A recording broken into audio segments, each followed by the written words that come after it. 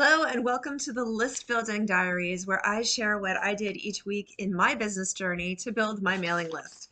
So today is May 6th, 2022. Last week, the number of people I had on my email list, or number of subscribers, was 354. This week, I have 341. Okay. Wah, wah. What happened and why aren't I upset about this? Stay tuned and I'm going to tell you exactly what happened with my list this week and also what I did and what I learned so that you can learn too. Hi, my name's June Morrow and I help emerging coaches and transformational consultants step out of isolation and into more authentic connections with messaging that inspires them and their ideal audiences. And if this is you and you're struggling with finding clients, I encourage you to download my free training below, How to Find Clients When Social Media Isn't Doing It For You. Okay, so last week was my first week in the List Building Diaries. My goal again is to have 3,000 people on my mailing list so that I can market my course to the extent and the impact that I want to make with it. So last week I had 354 people on my list. That was the first week of this exercise. This week I have 341. So what happened? Why did I lose these? Well, let's look at this. So 5 people unsubscribed. I'm not concerned about this. I think 5 people unsubscribed because last week, for the first time in forever, I sent out 3 emails in a row. And to be honest, I know that there are people on my email list who are from previous iterations of my business. I mean, like years ago, I was a dating coach, and I think there might even be some people still on the list from back then. So if they're not interested in getting tips about how to grow their list or how to promote their business or how to, deal with their mindset as an entrepreneur, all the things that I talk about, my list isn't going to be for them. So if they're not on my list, I'm not going to be heartbroken, right? Or if it's just not anything that appeals to them, that's fine. You aren't for everyone. I'm not for everyone. It's okay. So if people are unsubscribing your list, that is good because they're disqualifying themselves and you don't have to worry about like, why aren't people opening my emails? Well, because they don't want to, because they're the wrong people for you. We have right people and wrong people. So 5 people unsubscribed. That's awesome. I salute them and I wish them well. I also unsubscribed 3 people. So in your email list, there's something called inactive subscribers. And these are people who don't open your emails frequently or ever. And you can have different criteria for what inactive means. So I went into my list and I looked at who's opening my emails, who's not. And I found that there were 3 people who absolutely just never opened my emails. They subscribed to my list. They didn't even open the first one, right? Maybe there was like a freebie and they thought this would be great. And then they got distracted and whatever, it went to their junk or, they just thought, nah, not for me. So I took them off the list because why should I clutter up their inboxes with something that they don't care about? So I took them off, which gave me a better, more honest picture of what I'm working with. Then there were 6 people who I noticed were actually on the wrong list. So I have 2 email lists. One is for my business, for June Morrow Communications, and one is for my personal blog, Reinventing June. And there are some people who subscribe to both, some people who are both interested in the business end of things and what I'm doing in my life as I reinvent myself here in Prince Edward Island in my early 50s. So I noticed that there were 6 people on the list who would not fall into the business category, but would just be like friends who are interested in seeing what I'm up to. So I'm putting them on a separate list. So I took them off the list. So altogether, that was 14 people. Now, when we take 354 minus 14, it equals 340. But this week, I have 341 subscribers. So what happened? Someone subscribed! I am super thrilled about this because the same person who subscribed also subscribed to my YouTube channel. I had 3 new subscribers to my YouTube channel, and I don't know exactly where they clicked the link for my freebie for how to find clients when social media isn't doing it for you, but they subscribe to my email channel. They subscribe to how to find clients when social media isn't doing it for you. They're on my list. If you're watching this, mwah, I love you. You know who you are. Thank you. It warms my heart because that one subscription is validating, right? So this is somebody who wants to be on my list or somebody who's interested in building their coaching practice. And those are the people who I really want to make a difference, want to help make a difference, who I want to reach out to, the people that I love working with. So that was super exciting. So what did I do this week to build my list? Well, Monday, I posted my first video confessional, and that was terrifying. And I'm going to tell you why it was terrifying, because when I watched back over it, I edited it, I put in some titles. And when I watched back over it, I realized that I made two big mistakes. One small mistake. One, my math was way off when I was talking about numbers. And the other thing I said was that my course was $24,000 when it's actually 2,400. So, and I thought, oh my gosh, maybe I should just start over. I also said something like done is better than complete, which is what that means, the same thing. Instead of done is better than perfect. And so my inner perfectionist was like, we should just do the whole thing over. And I thought, no, man, that's so much work. I'm not doing it. I'm just going to send it out imperfect. Whew, so that's what I did. But that was a tough one. I had to sit down with the inner part of me that's like, and it's really, this is where it lives. This is where my perfectionist lives. And it's like, this isn't right. This isn't right. And I had to be like, it's okay. It's okay. When we send out the email, we'll talk about that we acknowledge the mistake so people know, right? So trying to get over that perfectionism thing. So I did that. I also posted my first 5 things interview with Jessica Tudos on how to declutter your space, because a decluttered space leads to a decluttered mind and helps you focus. And then after posting that, I got inspired to start decluttering my own computer. There's a lot of files there that are just old, or like, things in multiple places, and it's getting kind of messy. And so I took some time to declutter, but that's really like, that is like an ongoing thing, this decluttering. So just a little bit at a time, not really a list building list building activity, to be honest, but something that did help me. So what I did do was, well, I was feeling a little overwhelmed with all these activities I have on the go, or my plans. So I made my list for the week, or not for the week, for the month. I did a big brain dump of everything I want to get done this month. I went to a networking event where I reached out to 3 different people on that event for one-on-one conversations, and they're all people who are coaches. And so I'm really looking forward to getting to know them, and maybe there'll be people who'd be interested in being on my list and getting my tips, following my videos. Maybe not, we'll see. But it's something I'm doing to build my community, right? And maybe they can reach out to somebody. Maybe they'll know somebody who is my ideal client. So networking, it's one of the things I talk about in how to find clients when social media isn't doing it for you. And it's so important, because you need that network of business friends and companions and people who are going to refer you around you, right? To know that you're not alone. I also sent out a proposal to speak at a conference in the fall at the PEI Women's Business Association Annual Symposium. And so I did a proposal to talk about email marketing 101 and how to do email marketing. And so if I go there, that'll be a bunch of people I can get on the future. I also realized, well, I've got this opt-in. I can't just share it here on YouTube, because it's going to take a while for this channel to pick up and for people to find this channel. YouTube is a long-term strategy. So I looked at where else can I share my opt-in, and I came up with 5 different promotional posts, little short posts that I will be posting on my social media and into Facebook groups for entrepreneurs where I hang out and where I know that a lot of my ideal clients are. So I created 5 of these, like really short kind of posts. And what I'm going to do is, for each of them, I'm going to do a short video, and then I'm going to post the video. And then 5 weeks later, I'm going to post the text version, or vice versa, so that I'm not always creating content, but I'm reusing my content.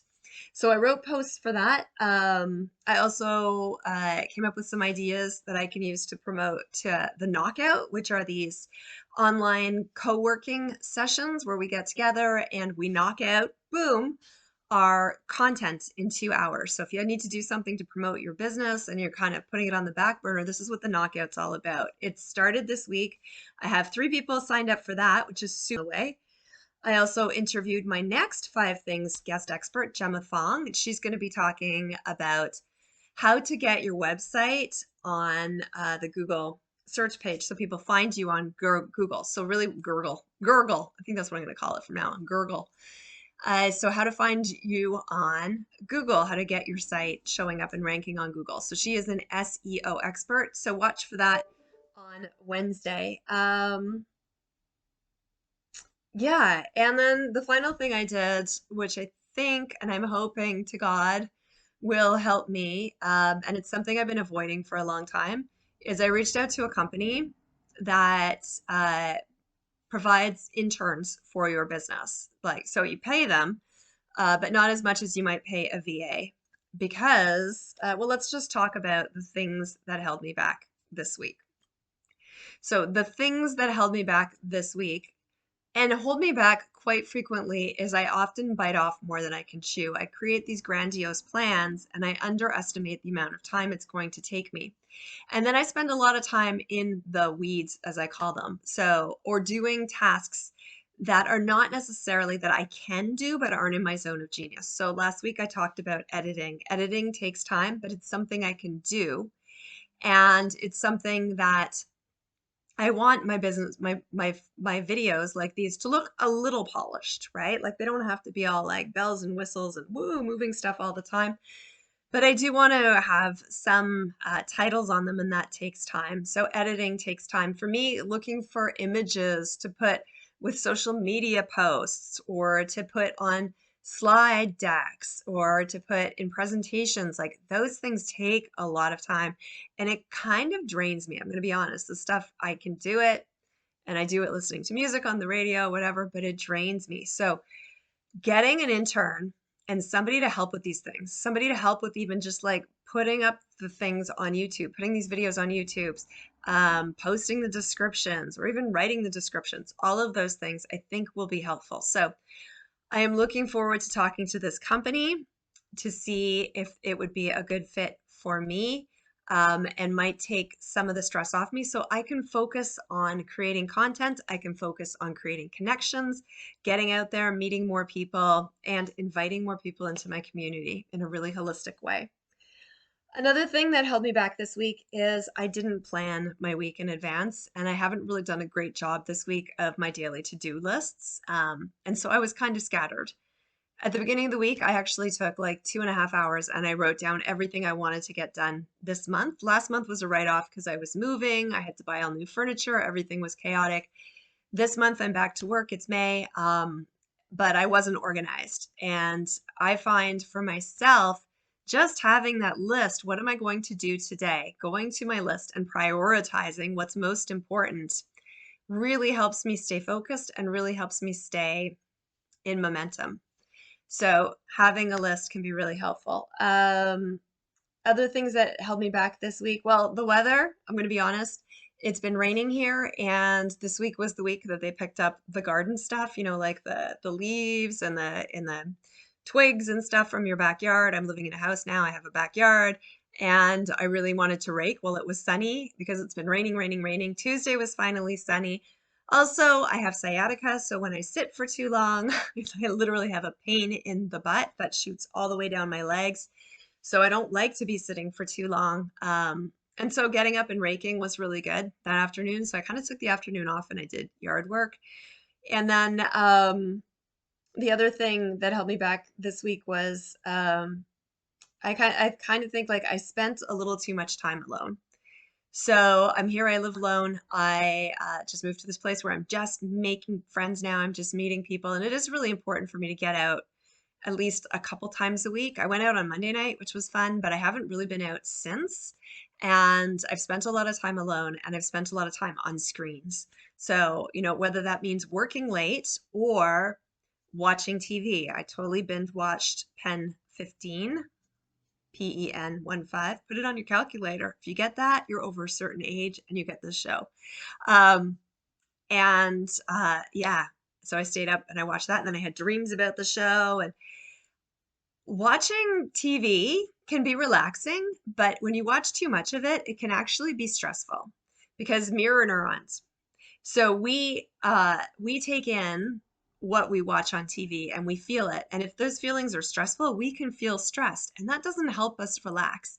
And I know for me, the things that really nourish me are mostly off screen time. So spending time one on one with people, getting to know them, which I did today. I'm really happy. I made a new friend here.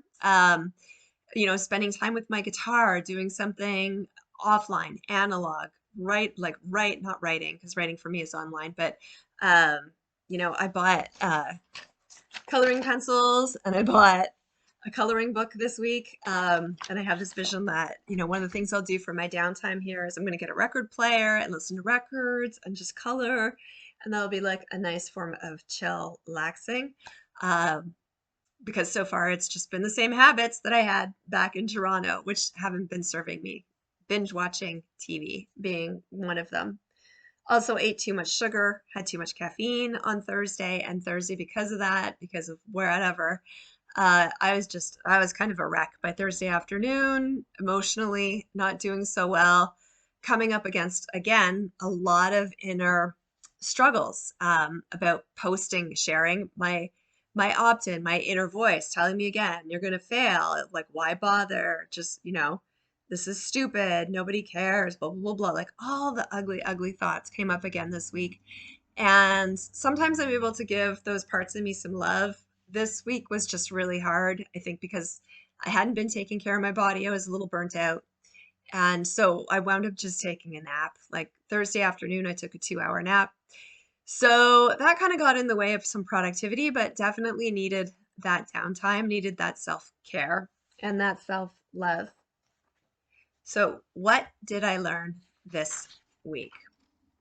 Well, I've learned once again that I am doing too much for one person, and you might be too. Either your plans are too ambitious and you need to scale them back, or you need to get some help. So, I'm hoping that, again, this intern will be helpful, um, especially doing the things that take a lot of time for me and aren't exciting.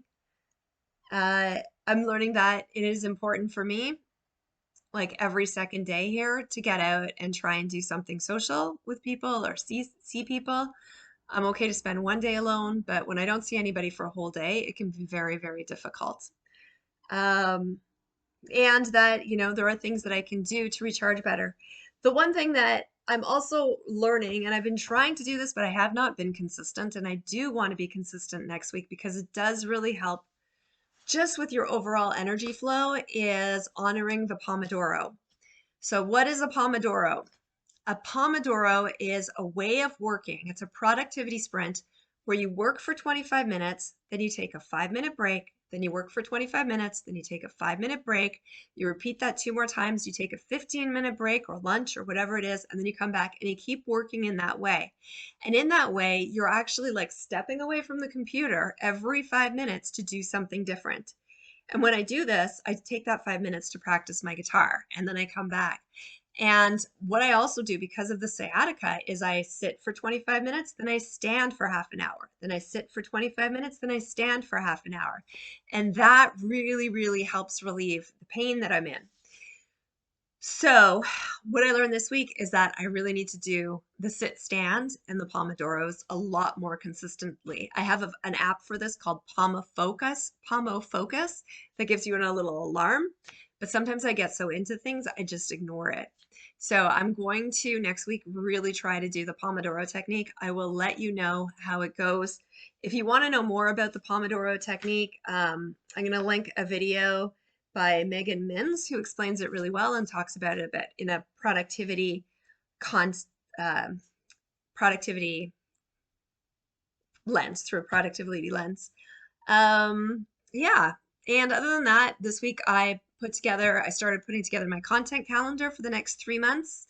What I'm going to do every day to promote my stuff, to invite people into my community, through content, through posting on social media, sending out emails to my email so they learn about this stuff.